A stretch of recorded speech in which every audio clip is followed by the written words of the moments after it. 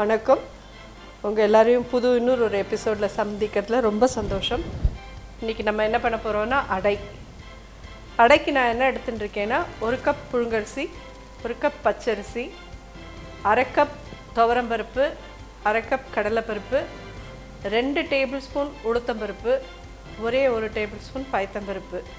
இது எல்லாத்தையும் பருப்பெல்லாம் தனியாகவும் அரிசியை தனியாகவும் 2 hours கிட்ட சோக் பண்ணி வச்சுட்டேன். இதுக்கு ஒரு 5-6 வரமிளகா எடுத்துட்டு அதை நல்லா எல்லாத்தையும் சேர்த்து மிக்சியில் கிரைண்ட் பண்ணி எடுத்துருங்கோ. இந்த மாதிரி கெட்டியாக அரைச்சி எடுத்துக்கணும். அதே சமயம் ரொம்ப தோசை கரைக்கிற மாதிரி வழவழன்னு அரைச்சிடக்கூடாது. கொஞ்சம் கரன்னு இருக்கணும் அடை மாவு எப்பயுமே. இதில் நம்ம இப்போ என்னெல்லாம் ஆட் பண்ண போகிறோன்னா பெருங்காயப்பொடி,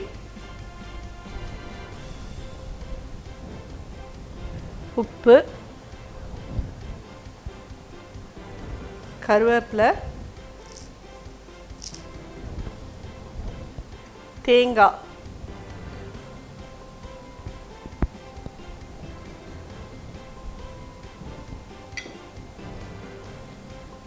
இதெல்லாம் முதல்ல மிக்ஸ் பண்ணிக்கலாம். இதெல்லாம் போட்டதுமே இன்னும் கூட திக்காயிடும். இதில் இப்போது முருங்கைக்கீரை, இது ரொம்ப ரொம்ப ஹெல்தியான ஒரு விஷயம். கிடைக்கிறவங்கெல்லாம் கண்டிப்பாக இதை யூஸ் பண்ணுங்கள். சூப் பண்ணலாம், முருங்கைக்கீரை சாம்பார் பண்ணலாம், முருங்கைக்கீரையில் பொரியல் பண்ணலாம். முருங்கைக்கீரை அடை ரொம்ப வாசனையாக இருக்கும். இது அயர்ன் கண்டென்ட் இதில் அவ்வளோ இருக்குது.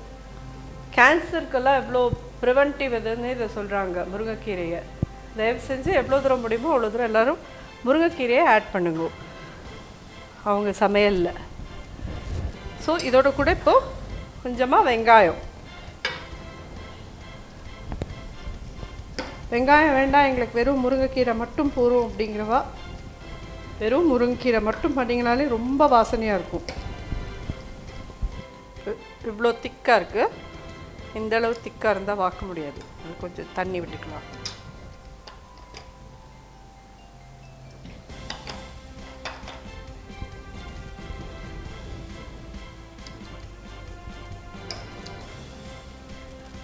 ஸோ இப்போ இந்த அடை மாவு ரெடி ஆகிடுத்து. நம்ம வாக்கலாம். ஃபஸ்ட்டு கொஞ்சமாக கல்லில் எண்ணெய் விட்டுக்கலாம்.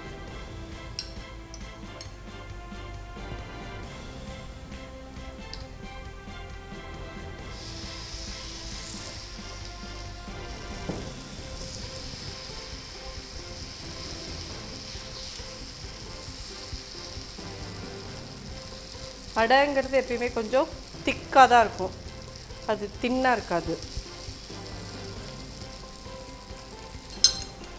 எதுக்கு இந்த ஹோல்ஸ் பண்ணிட்டுருக்கோன்னா அந்த ஹோல்ஸ்குள்ளெல்லாம் எண்ணெய் விட்டோன்னா நல்லா கிறிஸ்பாக வரும். அடையோட கூட அவியல் தொட்டுன்னு சாப்பிட்டா ரொம்ப நல்லாயிருக்கும். எனக்கு வெல்லம் தான் பிடிக்கும். உங்களோட சௌகரியம் மிளகா அப்படி தொட்டுன்னு சாப்பிட்றவா இருக்கா, மிளகா அப்படி வேணாலும் தொட்டுன்னு சாப்பிடுங்க. ஆனால் ஜென்ரலி கேட்டிங்கன்னா அடை அவியல் அப்படின்னு தான் எல்லோரும் சொல்லுவாங்க. அதனால் அவியல் பண்ணிவிட்டு அடை பண்ணிங்கன்னா பண்ணுவோம். ஆனால் முருங்கைக்கீரை, முருங்கைக்காய் இது எல்லாமே ஃபுல் அயர்ன் கண்டென்ட். தயவு செஞ்சு இதெல்லாம் நிறைய சாப்பாட்டில் சேர்த்துக்கோங்க. எல்லோரும் பிடிக்காதுன்னு இதெல்லாம் ஒதுக்க வேண்டாம்.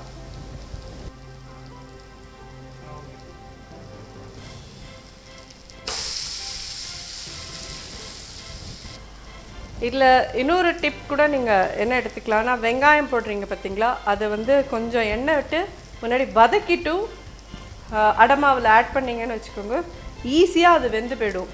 இதுக்குன்னா நிறைய நாளை டைம் கொடுக்கணும் நம்ம. அது வெந்துடும். இது வேகலைன்னா திருப்பி போட்டுட்டே இருந்தோன்னா கடக்கா போயிடும் உங்களுக்கு அடை. அதனால் அந்த மாதிரி பண்ணிடலாலும் ரொம்ப ஈஸியாக இருக்கும். பட் இது நல்லா வந்திருக்குன்னு நான் நினைக்கிறேன். பொன்னிறமாக 2 சைடும் நல்ல கோல்டன் ப்ரௌன் ஆகிருக்கு. உங்களுக்கெல்லாம் பிடிக்கும்னு நினைக்கிறேன். ரெடி ஆகிடுத்துமா. அடை ரெடி. முருங்கைக்கீரை அடை. உங்கள் எல்லாருக்கும் இந்த வெர்ஷன் ஆஃப் அடை பிடிக்கும்னு நான் நம்புகிறேன். எல்லோரும் இதை பண்ணி பார்த்துட்டு சாப்பிட்டு பார்த்துட்டு எனக்கு கமெண்ட் பண்ணுங்க. வழக்கம் போல் யோகாம்பால் சுந்தர் அப்படின்ற யூடியூப் இதுக்கு போய்ட்டு இந்த அடையை பார்த்துட்டு லைக் பண்ணி கமெண்ட் பண்ணி சப்ஸ்கிரைப் பண்ணி எல்லாம் பண்ணுங்க. நானே ஒரு தடவை கேட்டுருக்கேன். ஐ திங்க் உங்கள் எல்லாருக்கும் இது பிடிக்கும்னு நம்புகிறேன் நான். நன்றி, வணக்கம். நெக்ஸ்ட் எபிசோடில் எல்லோரையும் சந்திக்கிறேன்.